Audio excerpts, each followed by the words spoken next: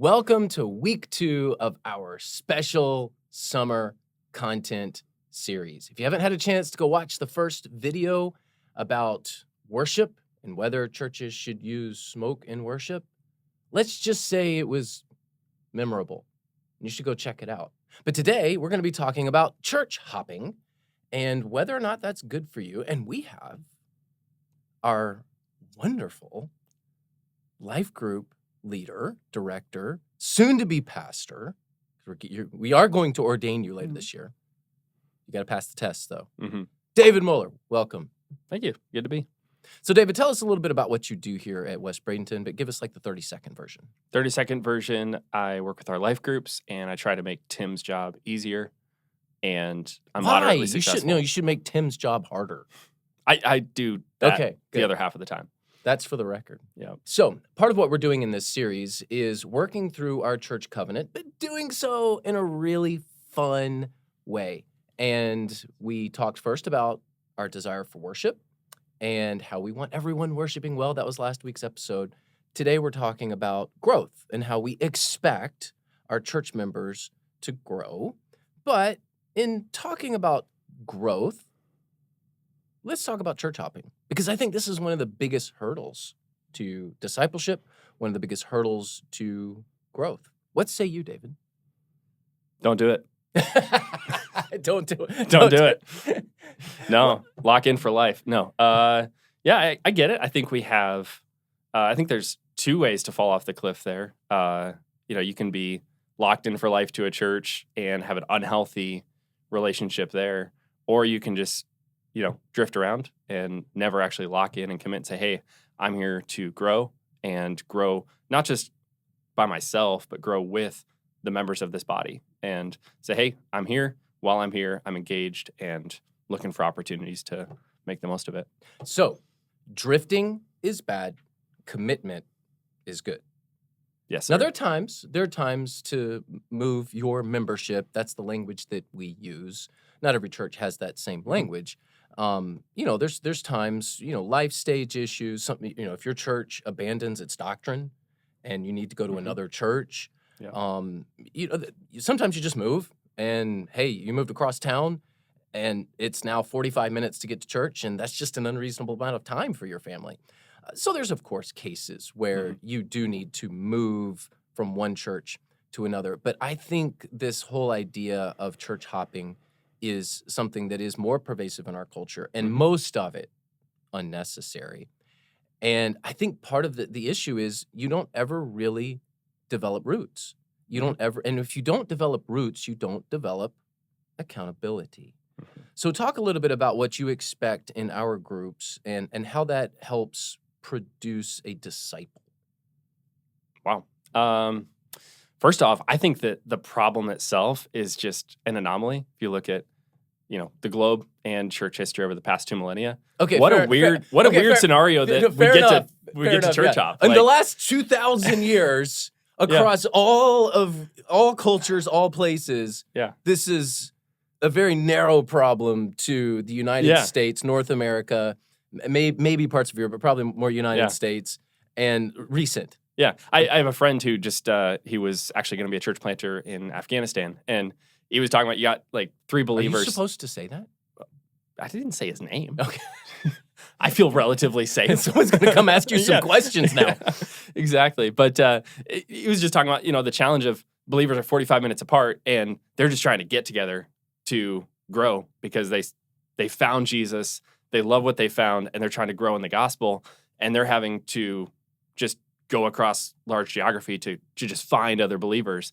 And then here we are, we've got gospel assemblies all over and different gospel communities to fellowship with, and we have this, situation where people aren't committing and saying, okay, we are going to commit voluntarily to grow together. And I think that's what life groups are. Is a life group is just a collective of folks who, and it's a subset of our church, who say we are going for a season to grow together and pursue growth. And the objective is forming the image of Christ in ourselves and each other. It's not just a personal goal where you might say, hey, I want to grow in X, Y, and Z for myself, which is good and wholesome, but it's together as a group. We're going to pursue this objective collectively in growing the image of Christ and forming each other. And that just naturally is building relationships and saying, and that's what church is we're just saying, hey, we love Jesus and the work of the gospel. We want to be changed. We're going to do this together.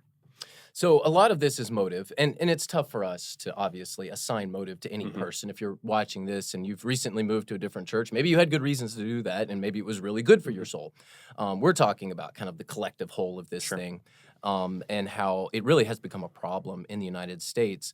And though it's tough for me to assign motive to any individual, I do think that generally this is an issue of preferences and people being motivated by preferences. And the reason that this is a problem in the United States and not so much in other parts of the world is because of our consumeristic, individualistic mindset.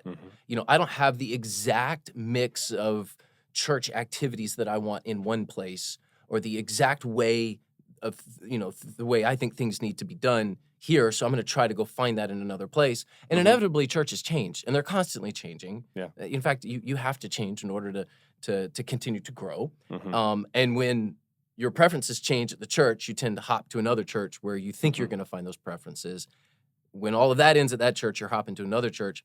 So I would just say, I think the key here is, what is your motive? If you are moving from one church to if you move to a whole different city, well, goodness, you got to find a church. There's nothing wrong with that. That's a demographic move. I'm really talking about, hey, we're still living in the same town. There's really nothing wrong with my current church. It's just not meeting my needs. I'm not getting fed. Don't ever say that to your pastor. I'm just not getting fed here. What he hears is, I'm really selfish. So there's really no good in saying that. But that's just me venting. I got to jump in on that. Okay. As the life group's leader, I think that personally I've experienced this. I think that when the Spirit begins prompting folks in a specific direction, you begin seeing opportunities in your church. You might say, hey, we should really have better life group leaders. I wish we had better life group leaders. That may very well be the Spirit prompting you to say, you should probably be a life group leader because you're seeing the need. That's how the church works, is as you see a need, God is probably equipping and beginning his growth journey for you in you identifying, someone should probably do this. And that's typically an indication that maybe you should consider doing that thing, or finding someone who can do it. Instead of saying someone should do something, let's say, we see this need. How can we, for the good of others, step up and fill that? And I think we also have, with the church hopping, there's church straddling, where folks take part, in one church. And I love that there's a universal church. I really appreciate our sister churches in the area, love their ministries. But if you are saying, okay, I'm going to do this thing at this church, and then I'm going to take, consume this from this church, but I really can't serve at my church where I'm a member because I'm doing these other things. God has made us to only be in one place at one time doing one thing. He hasn't made us multitaskers. He hasn't made us omnipresent like he is. We just live in a single place, and there's just this humility I think we have to have, that like we should be pursuing meaningful relationships, and you just can't do that across multiple churches in a meaningful way. Let me ask you a question. This is a personal question. It involves me. We don't rehearse any of this beforehand, so he has no idea what's coming. Bring it. So I've church hopped before. I chased a girl. Her name is Erin. I'm married to her now. Nice. Was that an okay thing for me? Because there was nothing wrong with my current church. I moved my membership because I really like this girl over here at this other church. I think there's probably like a 3-strike policy. So So I'm good. I've got 2 more strikes. Is that what you're saying? Yeah, probably. Oh, man. All right. Yeah. So last thing. I'll give you a stat. You are 5 times more likely to stay in a church if you're involved in a group. There is a 5 times assimilation factor Preach. with being involved in a group.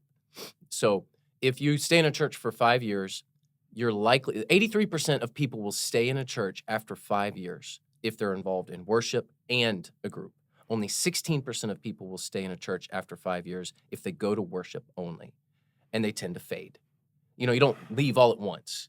The way the church hopping process tends to work in a lot of people is it's not 1 week we're here and the next week we're there. I mean, that can happen, but a lot of times it's this fade factor, and you fade away from church, and then if you do go to another church, a lot of people don't, you fade into another church. And that's a very unhealthy process for you if you don't have a good motive or a good reason. And a good reason is not, well, I'm just not getting fed here. So if you are interested, if you're part of our church, West Bradenton, David is the person who leads all of our groups. David, how can someone get in contact with you?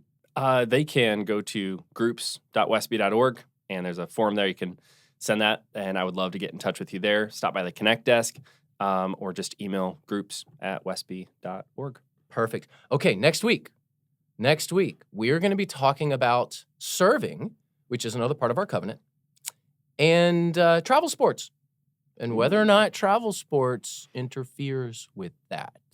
So go watch the first episode if you haven't had a chance to watch it. Again, my name is Sam Rayner. I'm the lead pastor at West Bradenton.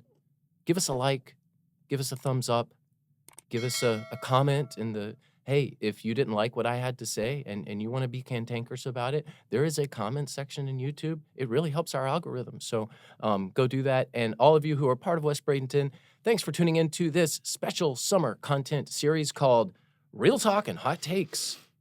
Maybe we had some real talk, a couple of hot takes. There's more coming. We'll see you then.